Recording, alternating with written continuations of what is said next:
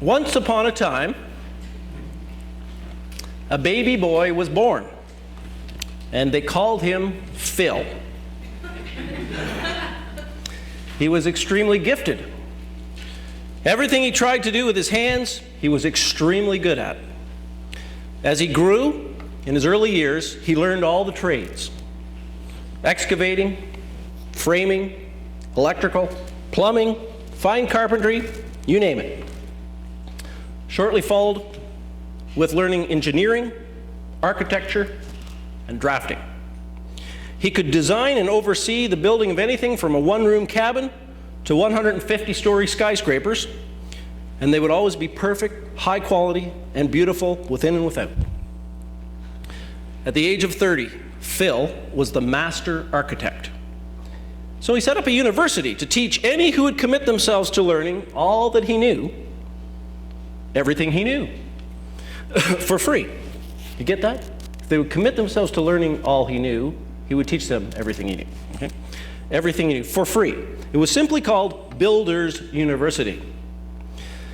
In a nearby city, there was a man named Bill. Rhymes with Phil. He was a superb carpenter and could do amazing things with lumber. He had an apprentice named Bob, who came to believe you could make all you would ever need with wood and maybe a few nails. This guy would build a house with pressure-treated heavy beams for a foundation. Everything else was boards and lumber and plywood. But the siding was all board. The inner walls were all boards. Inside and between those boards, sawdust for insulation. 2x4s, everything.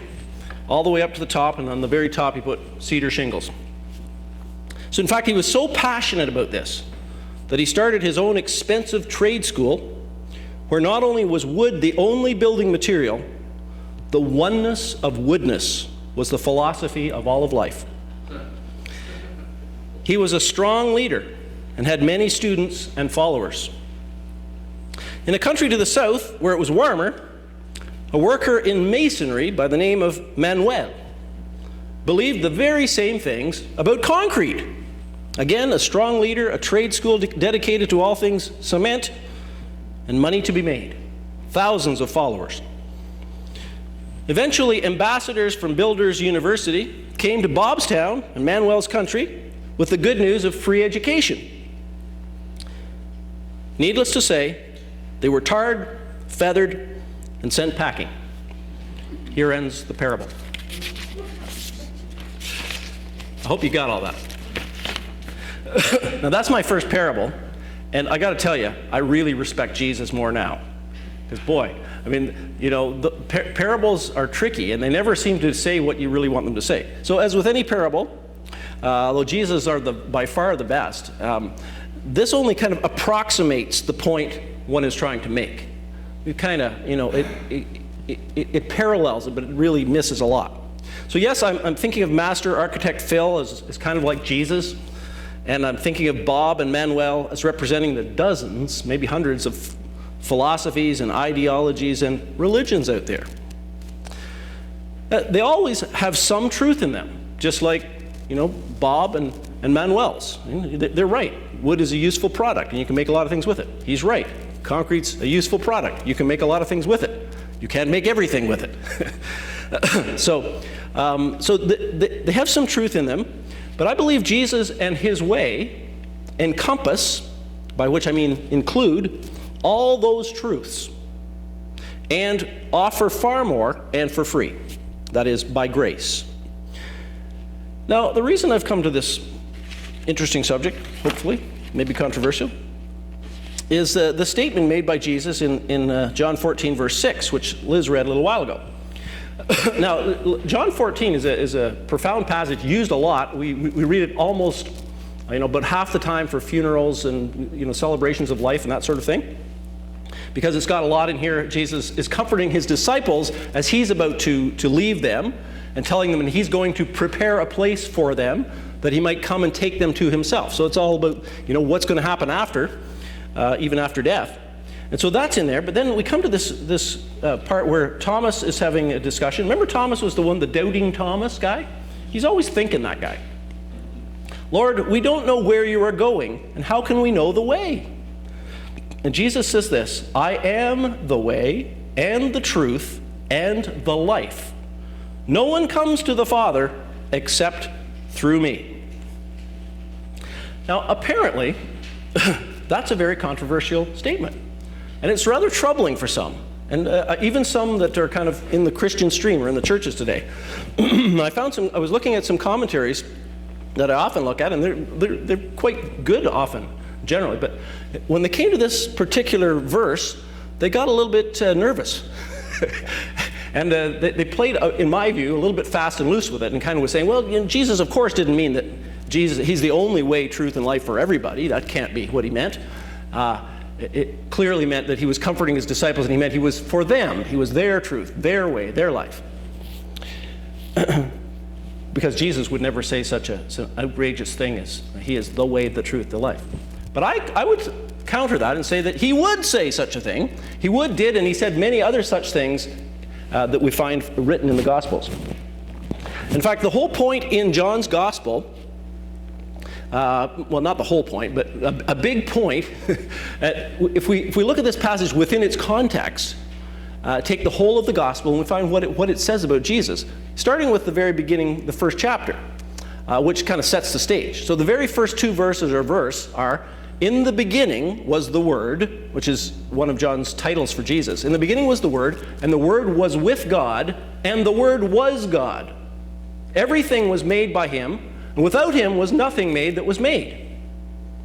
Well, if you've ever read the Old Testament, all those things that he's talking about, like creation and in the beginning, that's all attributed to God alone. So what the Gospel of John is putting forth to us is the idea that this is actually God come in the flesh. So if people are kind of a little bit outraged or incensed or nervous about Jesus' statement, I am the way, the truth, and the life, would they be so nervous about God being the way, the truth, and life? If there is a God who made all things, through whom the whole world stays stuck together, he's sovereign over everything, he's our creator, he has a purpose for us, he has our lives in his hand, could we not say he is the way, the truth, and the life? So the only stretch really is to say Jesus, this man, is the way, the truth, and the life. But if he is God come in the flesh, then that's not such a big stretch. Okay? Still with me? With all this theology and Christology? And as you go through the Gospel of John, this happens again and again. So for instance, I think I spoke of this last week, where Jesus often entitles himself with titles like I am something. I am the vine. I am the good shepherd. I am the resurrection. And to the ears of his Jewish hearers in the first century, they would hear the I am part, because the name of God for them was the unpronounceable Yahweh, which we think is Yahweh or Jehovah, which actually came from the root for I am. And many think it means I am that I am. At one point, Jesus is running into some conflict with some of the Jewish leaders, and he says, before Abraham was, I am. And it says, they took up stones to throw at him because he was, in their view, blaspheming, making himself equal with God. Interesting. And actually in this very passage, this wonderful, gentle, comforting passage, we find the same things. Because, for instance, at the first verse, Jesus says, do not let your hearts be troubled. You trust in God, trust also in me. Putting himself on the same footing as God. Should we be trusting in someone that's not God? And then when further questioned by disciple Philip, show us the Father, and that will be enough for us. Jesus says, anyone who has seen me has seen the Father. Whoever's seen me, Jesus says, has seen the Father. And at the end, he says, you may ask me for anything in my name, and I will do it. You can pray to me. Shouldn't you just be praying to God? So, I guess that's kind of my main contention here, is if people say that this is ridiculous, it's so exclusive to say Jesus is the way, the truth, and the life, when everybody has their own way and their own truth, and so on and so forth. But if he is God, and he came in the flesh, it's a moot point. The logic says that he definitely can easily be the way, the truth, and the life. Sure. Now, many beliefs and religions and ideologies and such have many things in common with the gospel. So I would say it encompasses the truth that is in them. So there are lots of beliefs that talk about us caring for one another, being good neighbors to one another, giving to the poor, helping those who are the downtrodden, praying, having the disciplines of meditation, loving our neighbor, all that kind of stuff, which is included in the gospel. But there's so much more here.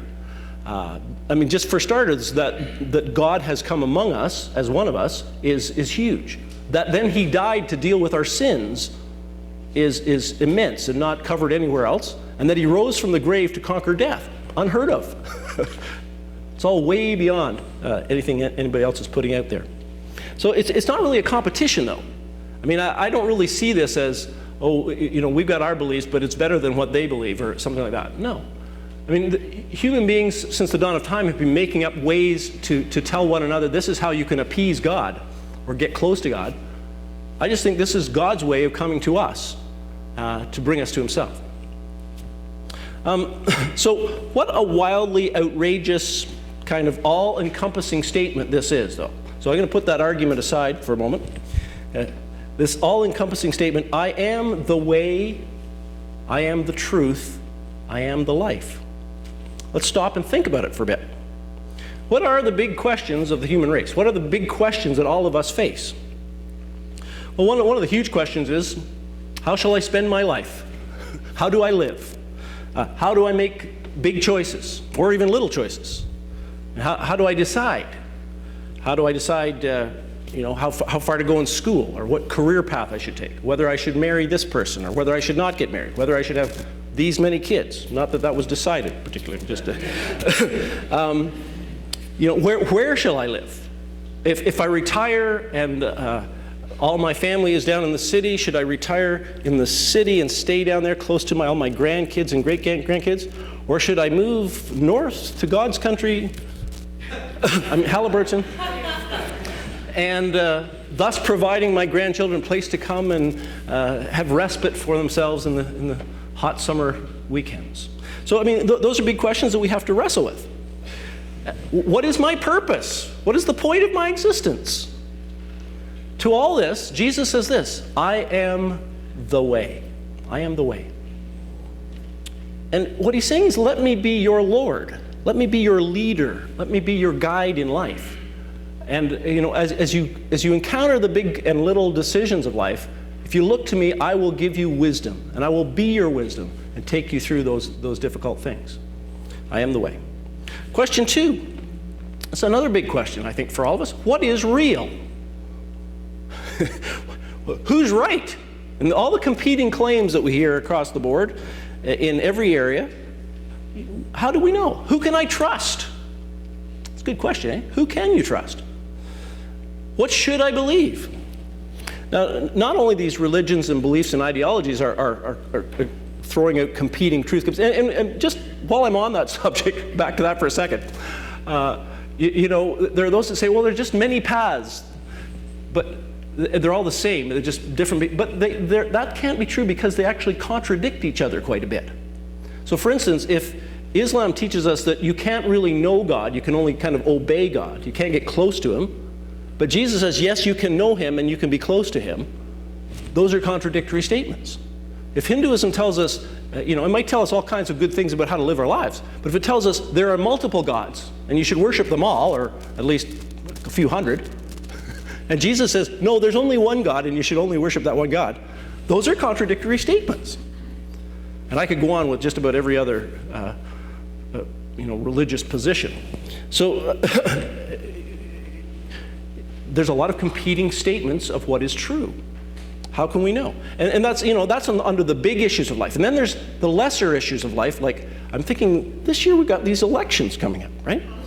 Provincial, municipal, and boy, talk about competing truth claims and trust issues, So one person, and I'm not even going to get into the specifics here because we'll have some kind of a What's that called when they all start fighting and fists fly?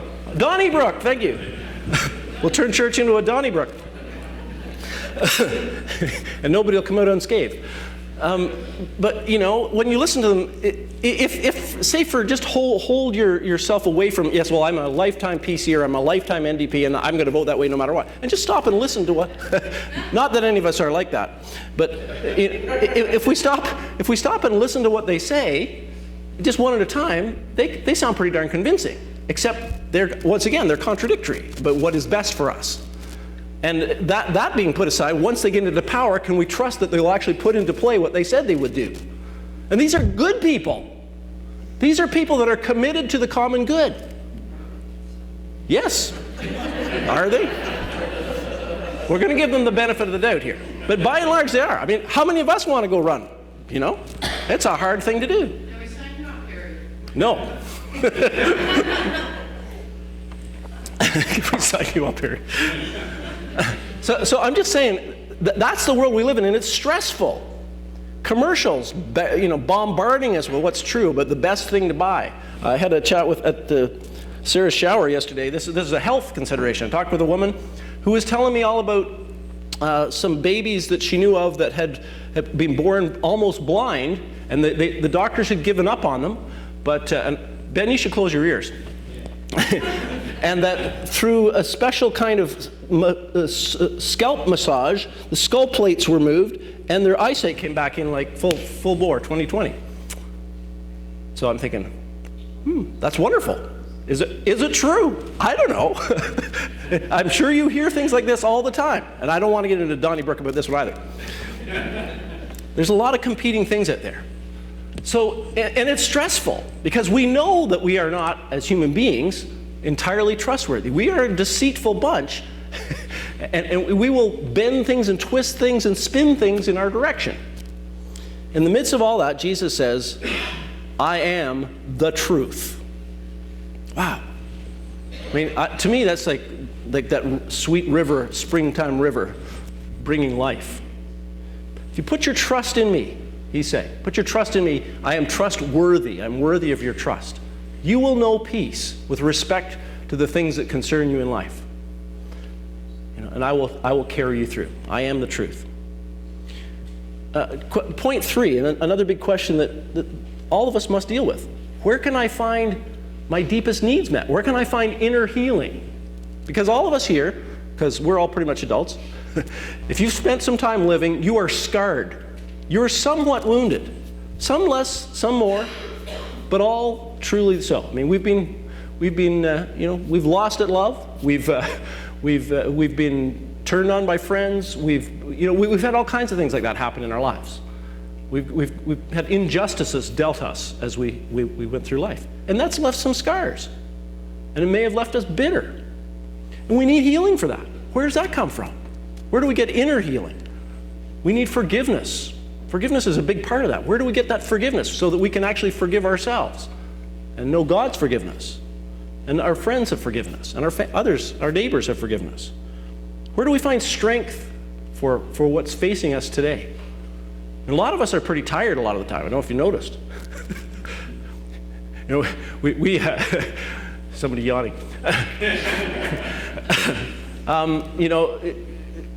Was talking to Lois Rigney. She's a woman that goes to the Lachlan Church, and she's kind of the chairman of the Manse Committee. And she keeps, every year she points out that in times past we used to have big fundraisers to maintain the Manse, and there was time and talent auctions. It would take hundreds of hours of volunteer labor to get the thing going. She says, we don't do that anymore. We're kind of tired, so we just have donations. But that's so true in the church today. We believe in the mission that we have to know Christ and make him known to our world, and we're engaged in it as best we can, and yet the people that are doing a lot after a while, they get burned out like crazy, right? Where do they find strength to revive and to get at it again? Where do I find strength to get at it again? Where do we find joy and love, comfort in the face of the realities of life, in the face of sickness, in the face of sorrow, in the face of death? To all that, Jesus says, I am the life. I am the life. Elsewhere he says, I am the resurrection and the life. He gives it a little bit more impetus there. He is the one who brings life even out of death. I am the resurrection and the life. I am the life. And what he's telling us is that in serving, in following, in trusting him, we can experience all these things. We will find strength in the midst of our weakness. We will find inner healing and restoration and forgiveness. We will find life. We will find comfort in the face of sickness and sorrow and death. We will find life in Jesus. So is this saying, I am the way, the truth, and the life, something that Jesus' followers need to tiptoe around and apologize for? Not if it's true. And in that case, and I believe it is the case, this saying is most helpful. Let us pray.